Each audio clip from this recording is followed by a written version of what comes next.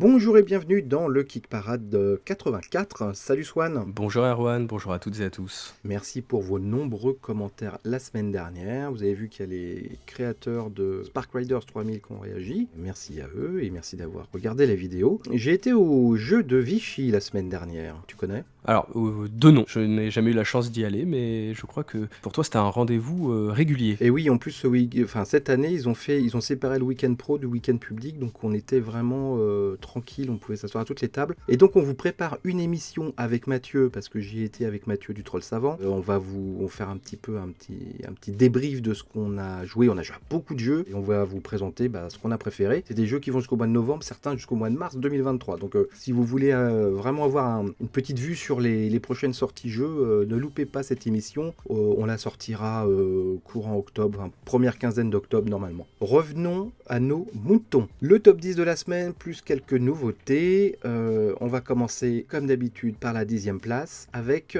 en plus une nouveauté, c'est Age of Comics The Golden Years, c'est sur Kickstarter. Donc on était habitué depuis quelques années aux jeux de super-héros ou tirés de comic book. Et bien là ils ont décidé de faire une mise en abîme, à savoir que c'est un jeu sur les créateurs de super-héros, ou plus exactement les éditeurs de comic book, et ça va être l'occasion de pousser vos petits meeples, puisqu'il s'agit plutôt d'un Eurogame, afin de devenir le meilleur éditeur de New York. Je dis New York parce qu'il y a la Crystal Tower sur la couverture du jeu, donc j'imagine que c'est à New York. Donc il va falloir recruter des auteurs, aller dans des genres, vous avez le western, la science-fiction, le polar, enfin bon, tout ce qui a fait le succès des comic books. Il va falloir éditer ça, avoir du succès.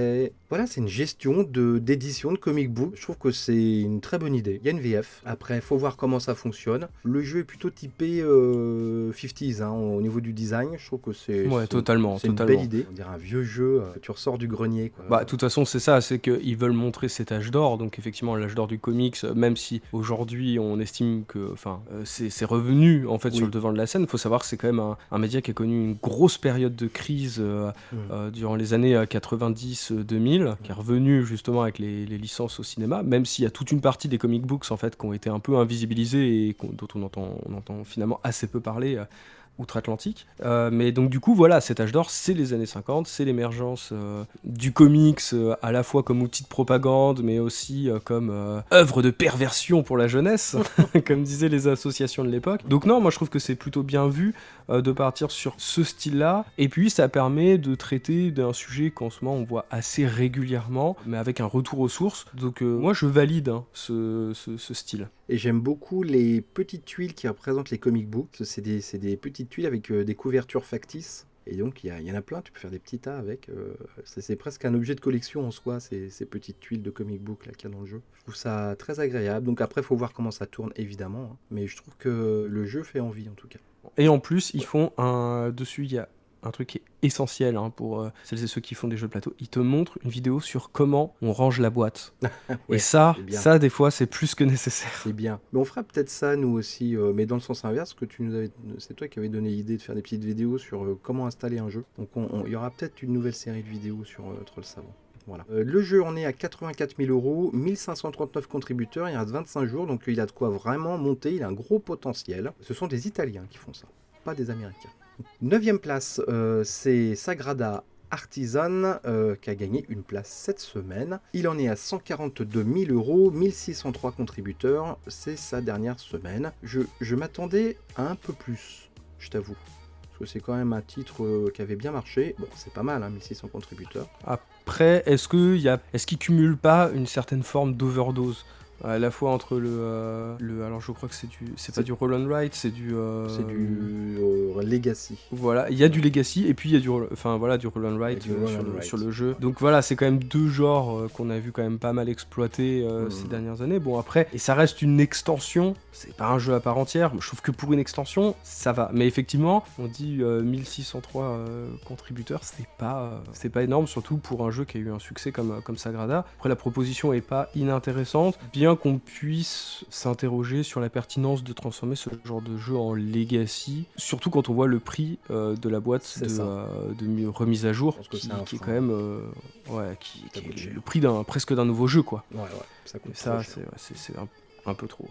Allez, direction GameFound pour la 8ème place, et c'est une nouveauté également, c'est Kingdom Come Deliverance, The Board Game. Alors Kingdom Come, c'est un jeu vidéo à la base. Tout à fait. C'est un jeu de rôle qui se passe dans un monde médiéval. Comme il l'avait sous-titré, c'était Dungeon and No Dragon. Donc en gros, la volonté, c'était de représenter la période médiévale. Donc je crois que ça se passe en République tchèque. Ouais, c'est en je Europe crois que c'est en de l'Est, République ouais. tchèque.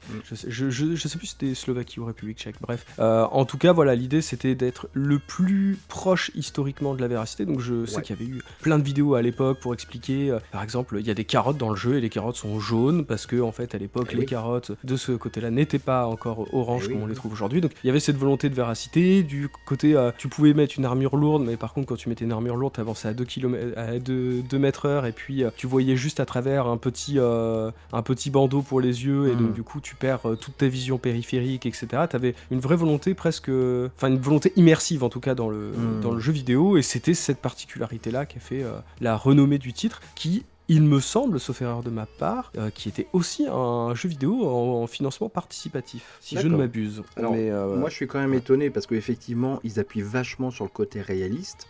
Mais dans le jeu, j'ai regardé un petit peu, tu peux faire des potions, t'as de l'alchimie. Donc alors, moi il me semble quand même que l'alchimie, ça n'existe pas. Peut-être que je suis naïf, je ne sais pas. Donc, il prenait même dans le jeu vidéo, il prenait quelques petites libertés. Il y avait même quelques quêtes, on va dire un peu mystiques, etc. Mais c'était pas non plus complètement abusif. Après, oui, le jeu vidéo oblige fait que, voilà, effectivement, quand on te coupe un bras, il repousse. De la vraie vie, ça se passe pas comme ça. Mais parce qu'il faut quand même que ça reste ludique. Mais effectivement, après, c'est vrai que, du coup, je vois pas trop comment retranscrire ce réalisme dans un jeu de plateau. Et même là, quand j'ai regardé les vidéos de gameplay de machin, ça a l'air d'être juste un jeu, un RPG en plateau, mais juste il n'y a pas de monstre en fait. Il y a une application pour jouer à ce jeu, et elle prend énormément de place. C'est une grosse app. C'est-à-dire qu'il y a même les plans des tuiles à mettre, ça discute. Donc tu te dis finalement, pourquoi pas jouer aux jeux vidéo directement, hein. Enfin, c'est souvent ce que tu dis d'ailleurs, mais là je me le suis particulièrement fait remarquer à moi-même, en me disant, finalement... ouais, à quoi ça sert? Alors c'est pas la même histoire que le jeu vidéo, ils ont quand même fait un autre scénario. Il y a une espèce de sobriété dans le design du jeu, même dans les plateaux personnels, pourquoi pas. Après j'ai peur que ça soit un peu terne. Ouais, en fait c'est ça, dans cette volonté de sobriété, en fait finalement on a plus l'impression d'avoir un produit non fini plutôt qu'un parti pris esthétique. Ouais. On en a vu des jeux qui jouent la carte de la sobriété, le côté un petit peu parchemin, etc. Mais là ça fait vraiment, ça fait austère. Ouais, c'est ça. Mais pas dans le bon sens du terme. Je trouve ça même tu vois par exemple les dessins des personnages, on aurait peut-être pu repartir, quitte à faire ça, à partir sur du dessin d'époque, respecter alors que là en fait c'est du dessin moderne avec un côté faussement épuré, alors que voilà, enfin quitte à jouer la carte histo, autant rajouter le style graphique de l'époque. Donc bon, je trouve que je me demande s'ils sont pas plantés un peu de cible. Ouais, je me demande s'ils sont pas un peu plantés dans la direction du jeu, quoi.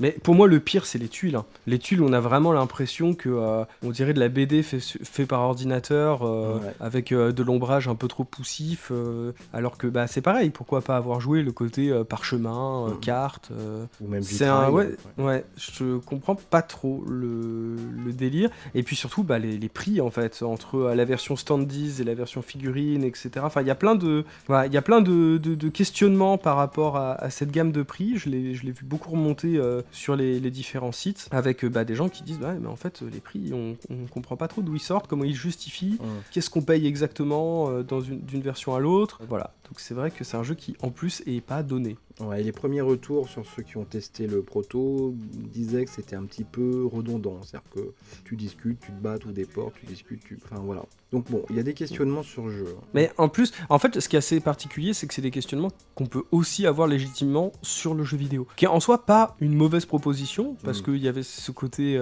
on va dire un petit peu intéressant, plus le côté du jeune studio dans un univers qu'on connaît pas trop. Il y avait une vraie prise de risque, mais moi, tu vois, typiquement, je suis pas allé plus loin qu'une poignée d'heures de jeu parce que je trouvais ça juste insupportable. Mais pour le coup, c'est des engagements personnels, mais je sais que de manière générale, de base, c'est un univers qui divise. Mais là, je trouve que ça divise pas pour les mêmes raisons, et surtout, ça ne divise pas pour les bonnes raisons. Il en est à 278 000 €, 1739 contributeurs, il reste 14 jours.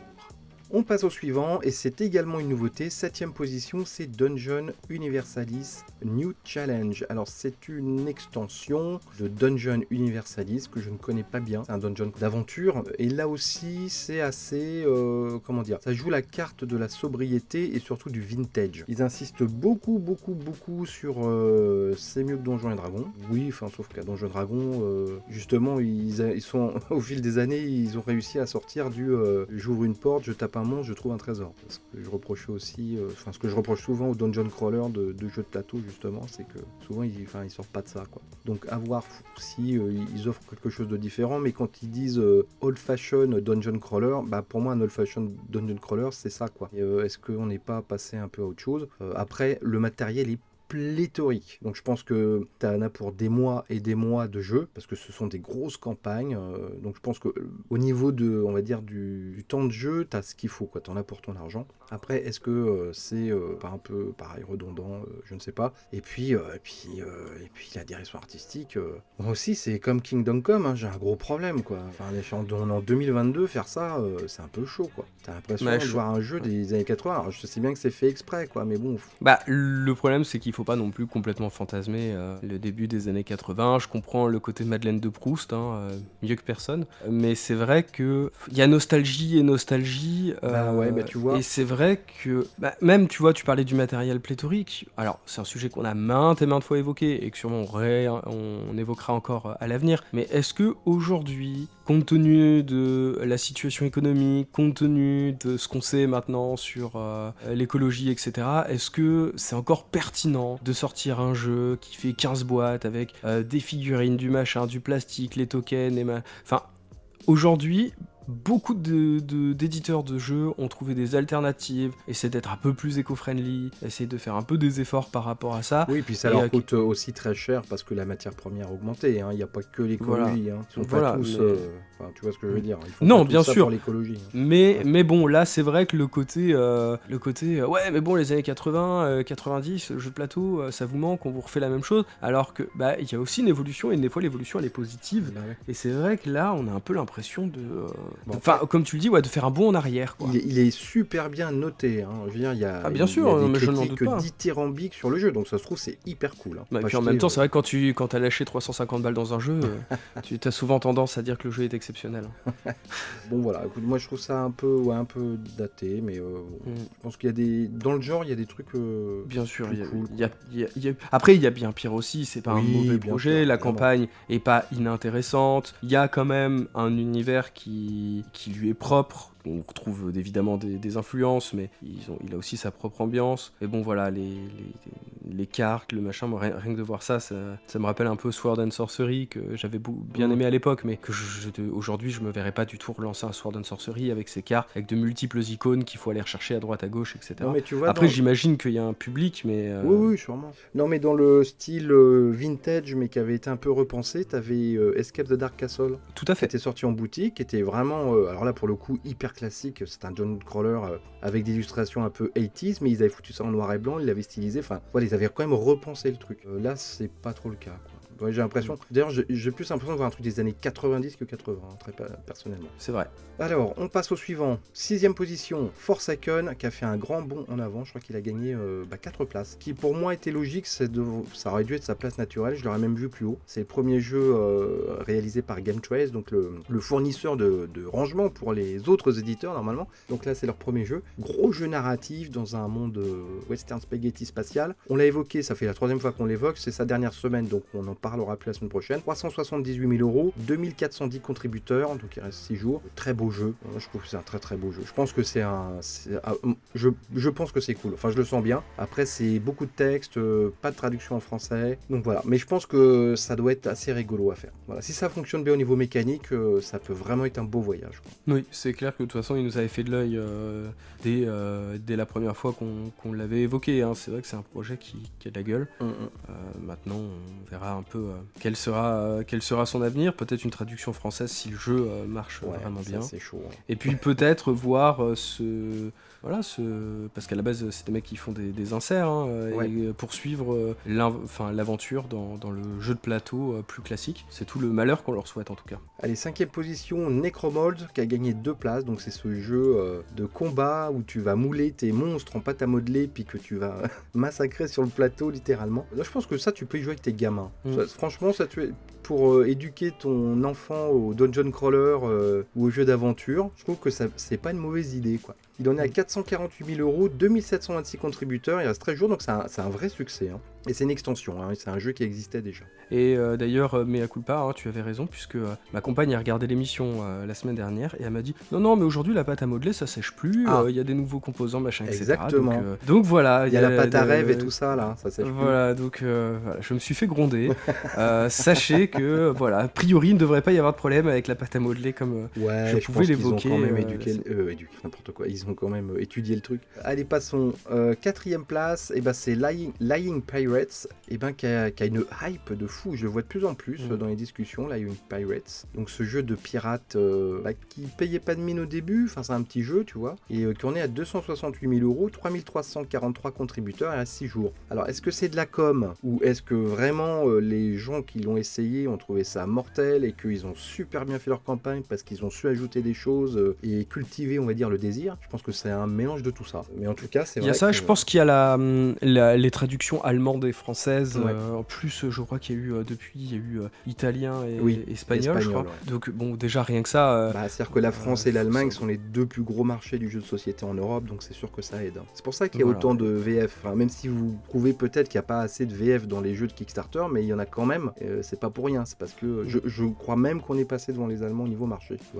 Petite pensée à nos amis polonais qui font beaucoup de jeux et qui finalement ont le droit à assez peu de jeux traduits en polonais. Ça c'est vrai, ouais. Ils ont leur propre jeu, c'est bien. Ils font des super jeux les Polonais, donc voilà. C'est ça. Donc Lying Pirates, voilà. Bien, il vous reste 6 jours pour vous décider pour ce beau jeu de pirates, cette course, parce que c'est une course, avec une bataille à la fin entre tous les adversaires. Pas mal de rejouabilité apparemment. Non mais le jeu a l'air cool. Un peu cher, mais cool. Avant de passer aux 3 premiers, un petit détour vers les nouveautés. On n'en a pas énormément parce qu'il y a beaucoup de nouveautés déjà dans le top 10 qui sont rentrées directement. Donc je voulais attirer votre attention cette semaine sur un jeu de cartes et de dés qui s'appelle Claw, donc les griffes. Et donc c'est tiré d'un roman graphique, d'une bande dessinée, c'est un roman graphique, c'est le nom un peu snob pour dire ça, dans lequel il y a une société secrète, si tu veux, où les humains peuvent se transformer en animaux, des petits animaux. Voilà, alors, sauf qu'ils sont pas petits, c'est des gros animaux féroces, là, il y a des tigres, des singes, des ours, donc voilà, c'est des werewolves, des were-tigers, des were-bears, et donc voilà, vous avez des clans qui se fightent sur la tronche, et donc le jeu reprend ce concept. Petit jeu, mais j'aime beaucoup le style graphique du jeu, qui reprend évidemment la bande dessinée, à voir comment ça tourne. Tout est rouge, pas de VF, TVA payé, etc. Voilà. Mais en tout cas, je tenais à vous le signaler parce que la thématique est rigolote. Et puis moi, j'aime bien les jeux de cartes. Voilà. Je te laisse enchaîner. Ouais, moi du coup, je vais vous parler de Cookie Run Kingdom, The Board Game. Donc voilà, c'est un petit jeu de placement d'ouvriers, de construction autour d'un territoire. Vous allez devenir le roi d'un royaume, et en fait, vous allez devoir placer vos ouvriers pour pouvoir récupérer des ressources, récupérer des bâtiments que vous allez ensuite placer sur votre plateau personnel et engranger des points de victoire. C'est très classique, c'est un style graphique qui, moi, m'enchante pas forcément. D'ailleurs, je serais pas surpris de voir que je pense d'ailleurs que ça doit être une adaptation d'un jeu mobile, parce que je trouve qu'on a vraiment c'est vrai une patte graphique qui fait très jeu sur téléphone, et comme je joue très très peu à ce genre de jeu, je n'ai pas la référence. Voilà, en tout cas, c'est un premier projet d'une première boîte qui visiblement vient tout juste d'arriver sur Kickstarter. L'univers est mignon. L'univers est mignon, c'est pas mauvais, c'est même plutôt peut-être à adresser à un public un peu plus jeune. Oui, il y a marqué 14+, mais je pense que c'est plus pour une histoire de composants et de choses comme ça. Ouais, ça, si jamais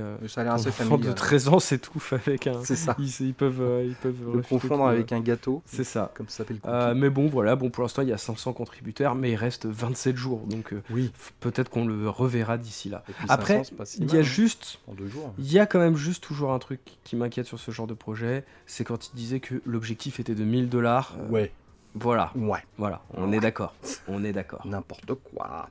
Enfin, allez, on finit, mais vite fait, parce que c'est pas vraiment un nouveau jeu, mais c'est Youssef Fary, donc un auteur qu'on suit, qui vous propose la version physique en français de son jeu Black Hole, qui était, on appelle ça un print and play. Donc il va éditer le jeu pour de vrai, dans une édition limitée. Donc ça veut dire que, et c'est marqué sur la page, que il faut se dépêcher parce que va pas y avoir beaucoup de quantité. Ça va être une petite quantité. Donc voilà, si vous êtes fan des jeux de Youssef Fary, donc c'est l'occasion d'avoir ce petit jeu sur votre table. Allez, on revient aux 3 premiers du classement, parce qu'il n'y a pas vraiment de surprise, je suis désolé. Hein. En 3e position, c'est Keyforge Winds of Exchange sur GameFound, 3972 contributeurs. Ça s'arrête ce week-end, on l'a quand même mis.